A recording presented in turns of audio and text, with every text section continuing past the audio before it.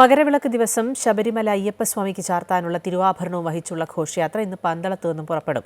കൊട്ടാരത്തിലെ കുടുംബാംഗം മരിച്ച സാഹചര്യത്തിൽ വലിയ കോയിക്കൽ ക്ഷേത്രത്തിൽ പ്രത്യേക ചടങ്ങുകൾ ഇക്കുറിയില്ല. കൊട്ടാരം പ്രതിനിധിയും ഘോഷയാത്രയെ അനുഗമിക്കില്ല.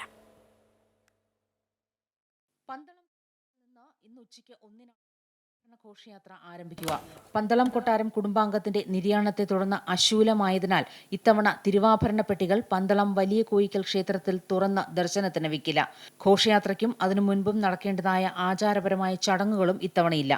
പന്തളം വലിയ കോയിക്കൽ ക്ഷേത്രം അടച്ചിരിക്കുന്നതിനാൽ കൊട്ടാരത്തിന്റെ ഭാഗമായ പുത്തൻമേടയുടെ മുറ്റത്തുള്ള പന്തലിൽ പെട്ടി തുറക്കാതെ ദർശന സൗകര്യമുണ്ട്. 12:30 വരെ ഭക്തർക്ക് ഇവിടെ പെട്ടി കണ്ടുതൊഴാം. 1 മണിക്ക് കുളത്തിനാൽ ഗംഗാധരൻ പിള്ളയുടെ നേതൃത്വത്തിലുള്ള സംഘം ആഭരണ പേടകങ്ങൾ ശിരസിലേറ്റി നീങ്ങും. കുളനട മുതൽ പെട്ടി തുറന്ന് ദർശന സൗകര്യമൊരുക്കും.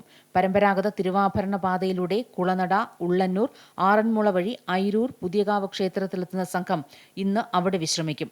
ഞായറാഴ്ച പെരുന്നാട് വഴി ലാഹ വനംവകുപ്പ് സത്രത്തിലെത്തും. 3-ാം ദിവസമായ തിങ്കളാഴ്ചയാണ് കാനനപാതയിലൂടെ ഘോഷയാത്ര പോകുന്നത്. പ്ലാപ്പള്ളിയിൽ നിന്നും അട്ടത്തോട് വഴി വലിയാനവട്ടവും ചെറിയാനവട്ടവും കടന്ന് വൈകിട്ട് ശബരിമലയിലെത്തും. അമൃത ന്യൂസ്, പത്തനംതിട്ട.